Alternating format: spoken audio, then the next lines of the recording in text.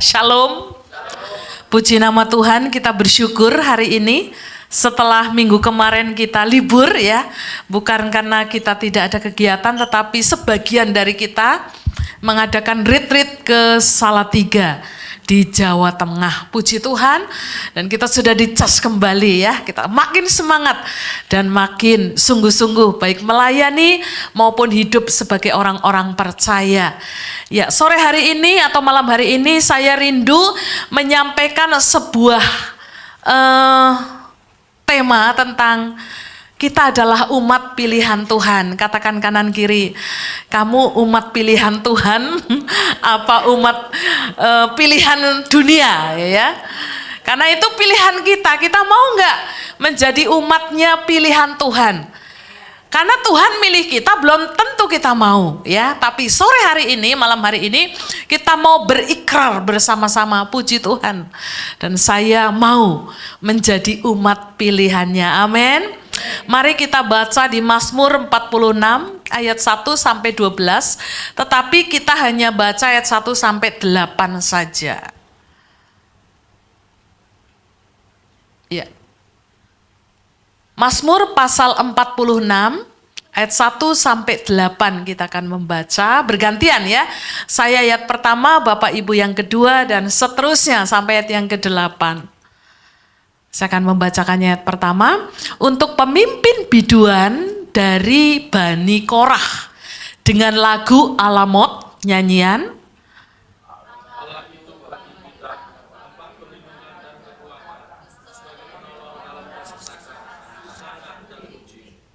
Sebab itu kita tidak akan takut sekalipun bumi berubah, sekalipun gunung-gunung goncang di dalam laut, sekalipun ribut dan berbuih airnya, sekalipun gunung-gunung goyang oleh geloranya. Selah. Kota Allah, kediaman yang maha tinggi, disukakan oleh aliran-aliran sebuah sungai. Allah ada di dalamnya, kota itu tidak akan goncang, Allah akan menolongnya menjelang pagi. Bangsa-bangsa ribut, kerajaan-kerajaan goncang, ia memperdengarkan suaranya dan bumi pun hancur. Tuhan semesta alam menyertai kita, kota beteng kita ialah Allah Yakub. Sampai di situ saja. Ya, yang percaya firman katakan, firman adalah kekuatan kita. Kalau saudara setiap hari makan, saudara butuh nutrisi, butuh vitamin, butuh energi.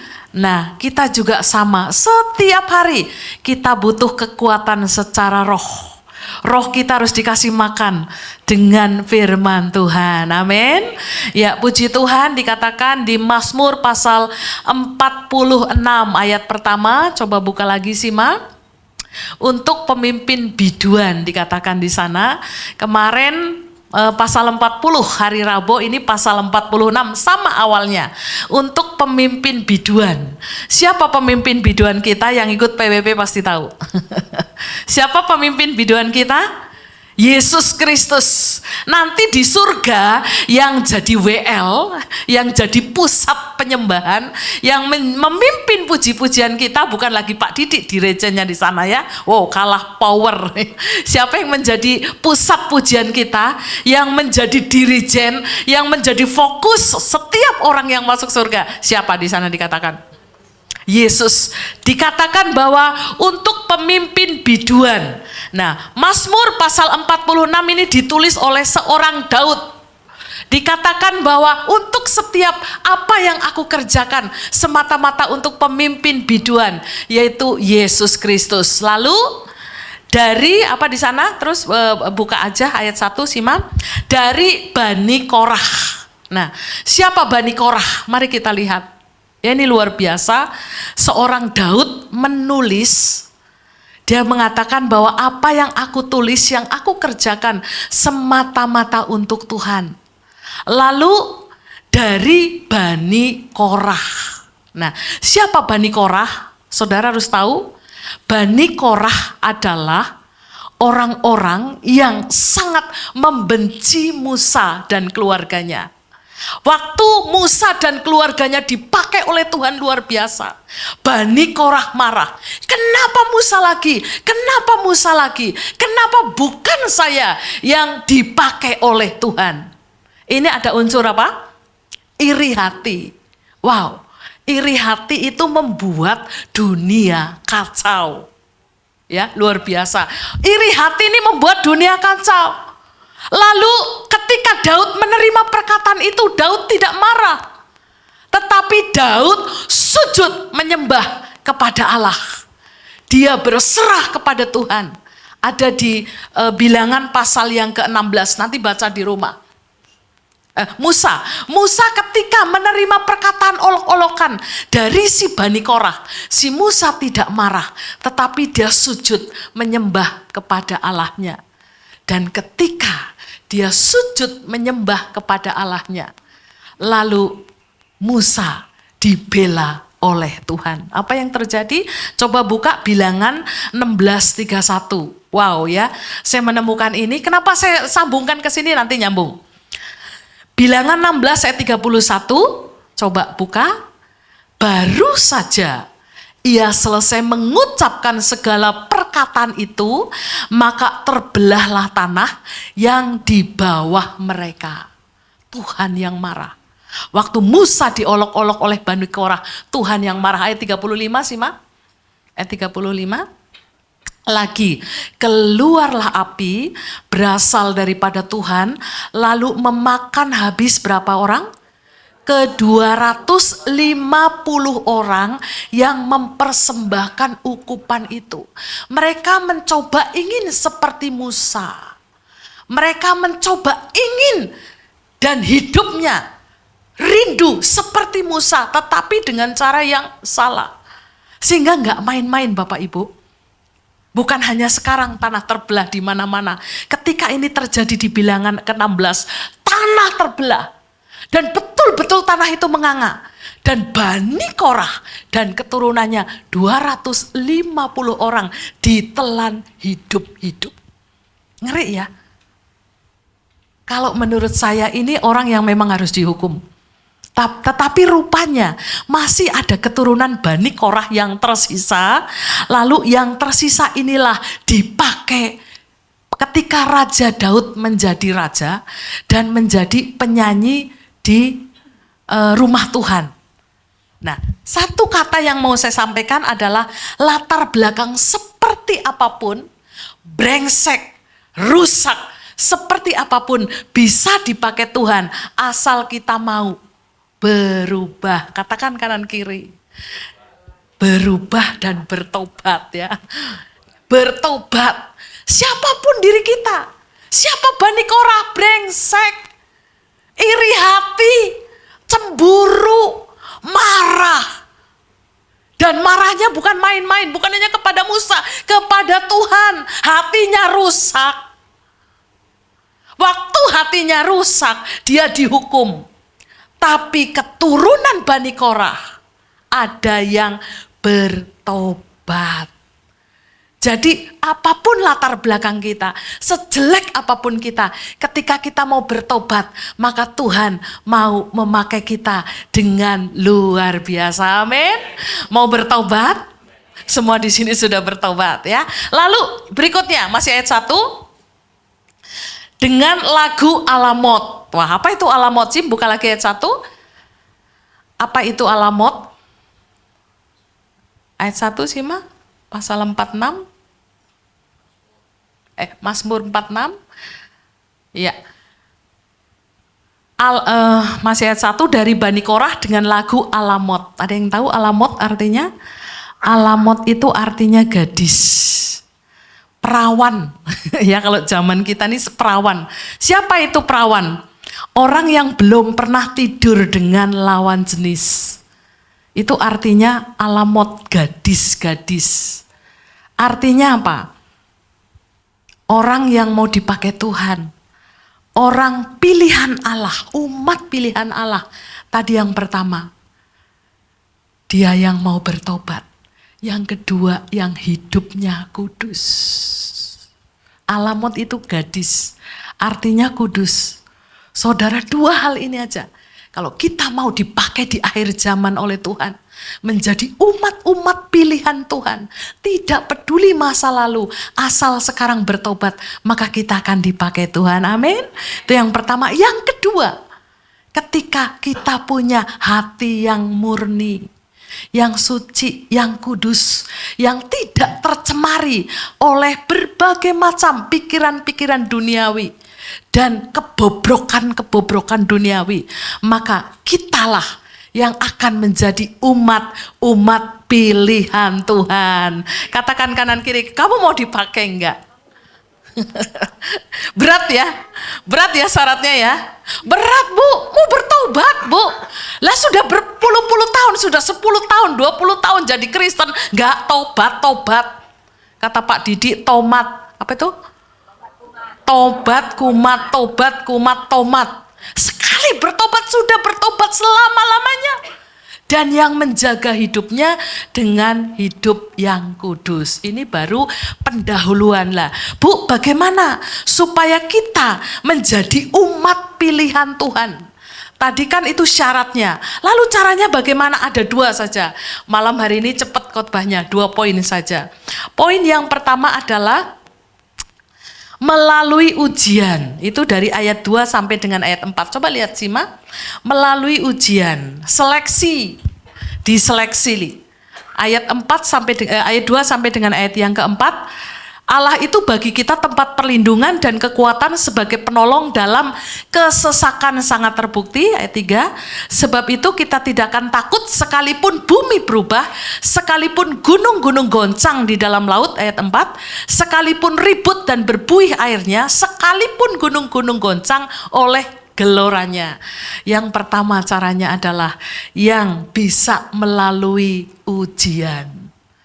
Nah, ini ada ujiannya, syaratnya sudah. Dia bertobat, hidup kudus. Lah, ketika dia melalui ujian, dia bisa melewati enggak? Ujiannya bagaimana Bu? Orang yang bisa melewati ujian atau seleksi adalah bisa melihat kualitas orang itu ketika menghadapi masalah. Betul enggak? Betul enggak? Kita bisa melihat kualitas seseorang ketika dia ada masalah. Waktu dia kaya, gampang enggak bersyukur? Waktu duitnya banyak, gampang dia nggak tersenyum. Ibadah, mempersembahkan sesuatu, sungguh-sungguh. Tapi ketika tidak ada duit, ketika ada pergumulan, ketika sakit penyakit melanda, masih bisa nggak dia bersyukur kepada Tuhan? Masih bisakah dia datang ibadah dengan sungguh-sungguh kepada Tuhan? Nah, di sini kita bisa melihat kualitas seseorang. Bisa dilihat ketika dia mampu melewati sebuah ujian atau seleksi. Jadi kadar kualitas iman seseorang bisa kita sama-sama lihat. Apakah dia mampu bertahan atau dia hancur di situ? Kalau dia mampu bertahan di situ, lalu dia bisa melangkah, bahkan tetap mempertahankan kualitas imannya di situ, maka dikatakan menang. Saya tidak akan menghakimi satu sama lain di tempat ini, tapi mari kita melihat. Saya sudah melewati ujian belum? Saya nggak bisa bertanya kepada yang lain, tapi saya bisa bertanya kepada diri sendiri. Saya sudah lewat ujian belum? Ujiannya nggak mudah Bapak Ibu. Sulit, sukar. Tadi dikatakan sekalipun goncang, sekalipun berbuih-buih, sekalipun banyak perkara, masalah pergumulan, sulit. Tapi ketika bisa melewati yang sulit, yang nggak enak itu, maka dikatakan bahwa kita sudah dikatakan sebagai umat pilihan Tuhan. Itu yang pertama.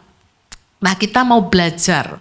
Ketika Yusuf ditanya, ya, Yusuf ditanya, kenapa engkau tetap melakukan yang terbaik?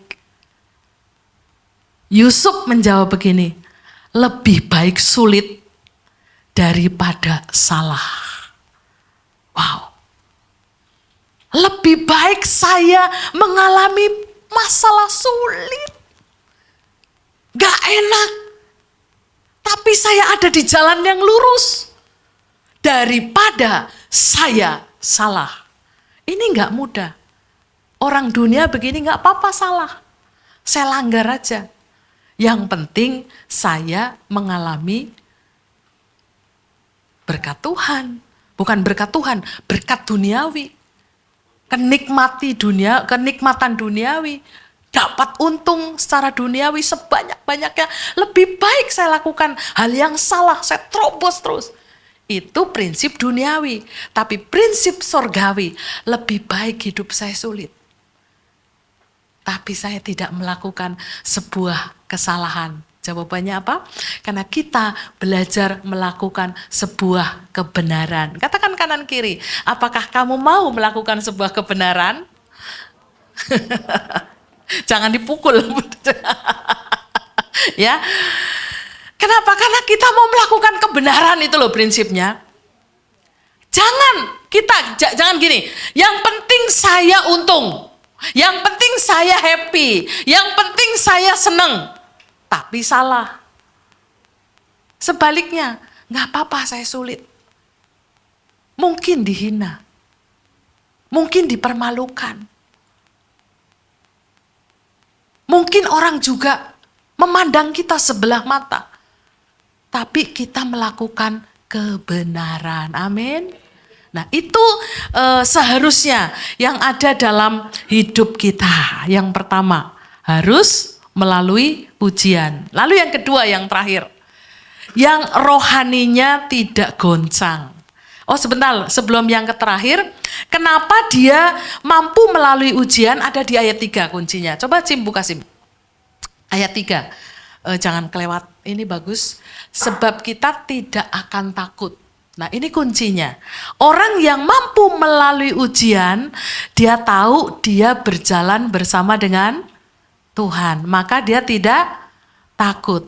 Kalau dia tidak berani melalui ujian, karena dia ragu bahwa dia berjalan bersama dengan Tuhan.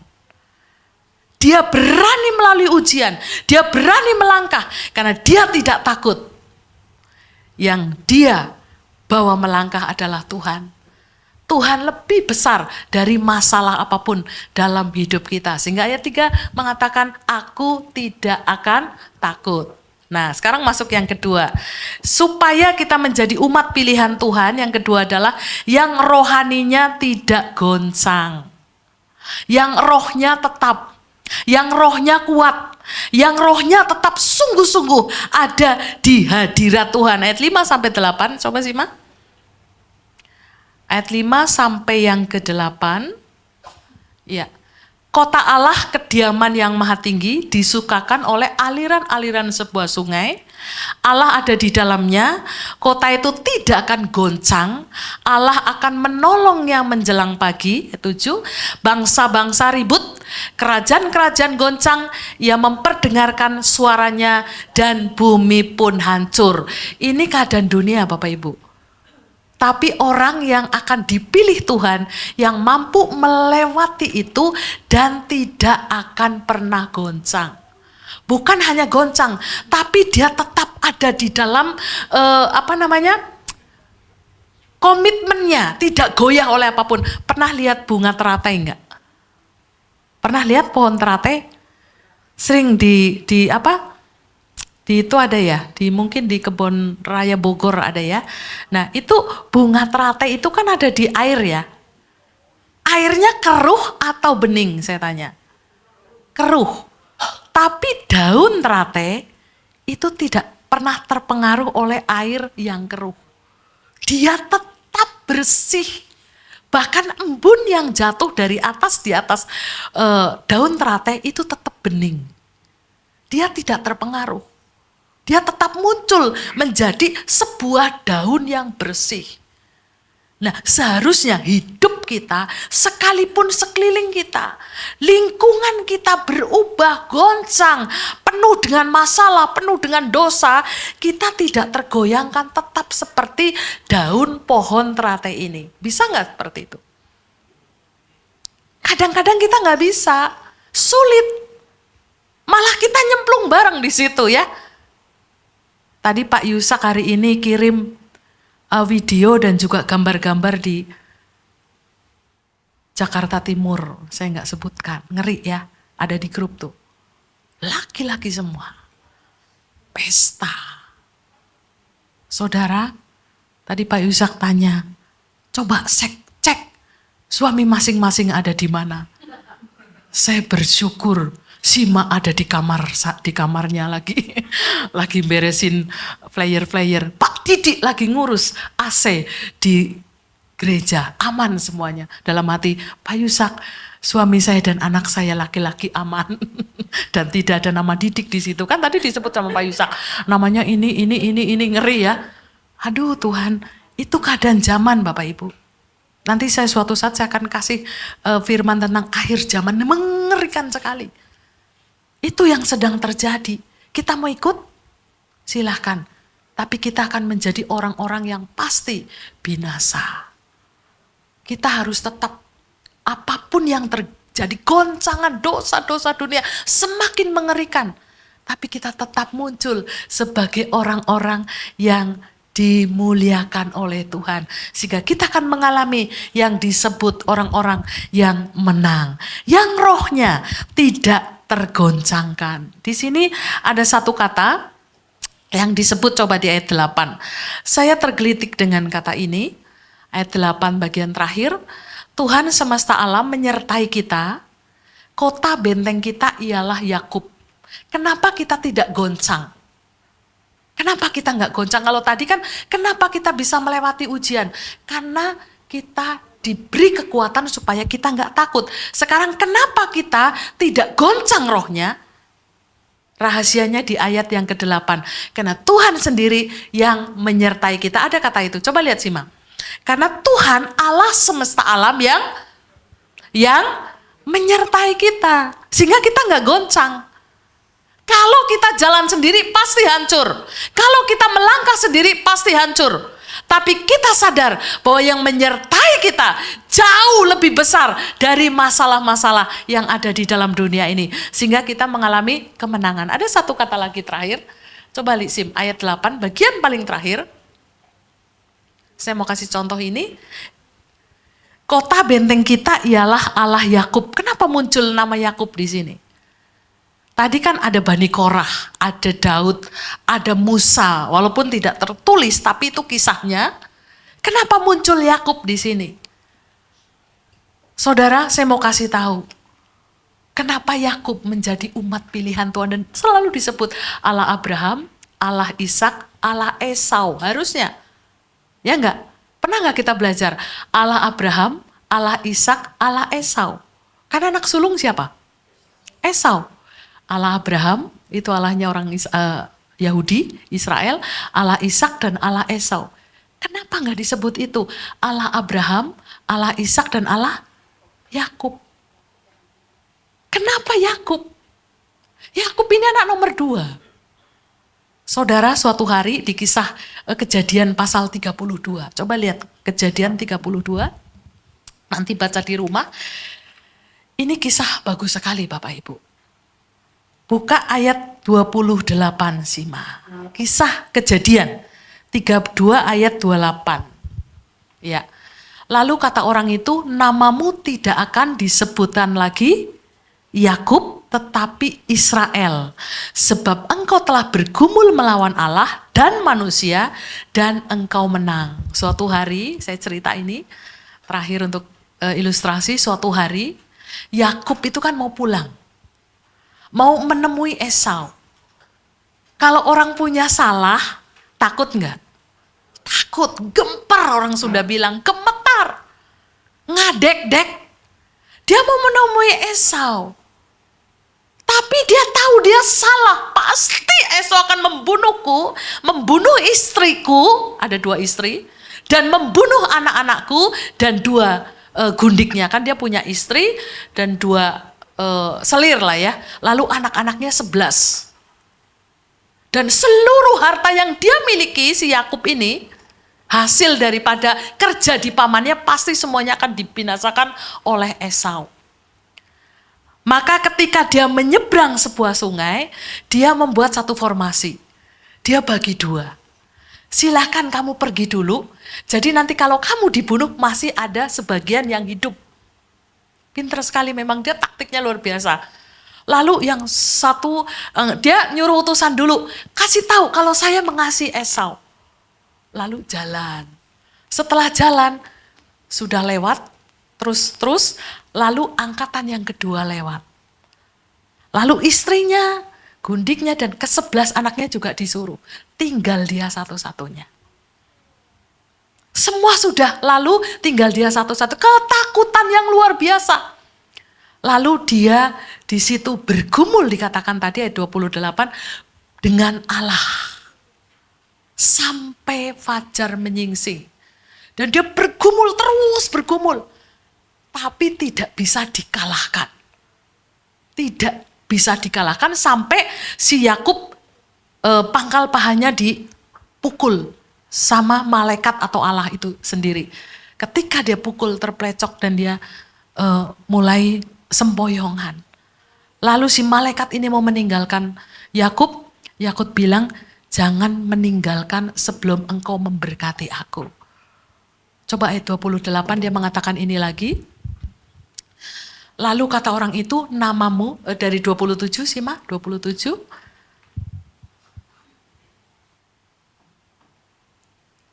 Bertanyalah orang itu kepadanya, kepada Yakub, malaikat itu, siapakah namamu? Sahutnya Yakub. Ini menarik Bapak Ibu. Jangan diubah sih Ma, ayat 27. Siapa namamu? Harusnya Yakub bilang, saya ini orang yang kaya. Saya orang yang berhasil. Saya orang yang sudah menang. Tapi dia tidak jawab itu. Dia jawab Yakub. Yakub itu artinya pemegang tumit. Karena Esau itu mau keluar dulu, sama dia nggak boleh dipegangin tumitnya.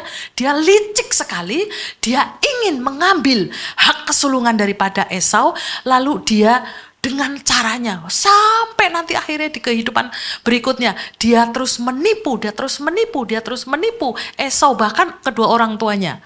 Maka Yakub artinya adalah penipu, saudara. Tapi dia terbuka. Kamu siapa? Saya penipu. Ini penting. Ini puncak dari khotbah saya malam hari ini. Waktu Tuhan bertanya dengan kita, Tasina siapa kamu?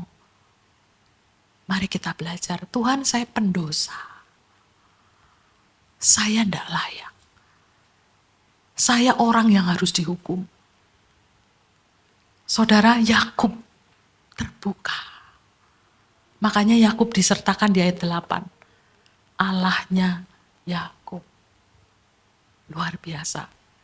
Kalau saudara ingin disertai Tuhan, ingin dipakai Tuhan, mari buka diri kita, rendahkan hati. Lalu ayat 28, simak. Tadi Kejadian 32 ayat 28, waktu dia mengakui diri namanya Yakub, lalu malaikat itu bicara apa? Ayat 28, simak. Kejadian 32.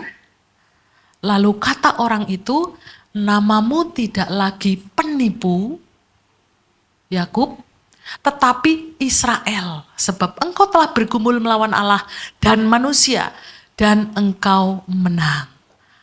Apa arti Israel? Pemenang. Israel itu artinya pemenang.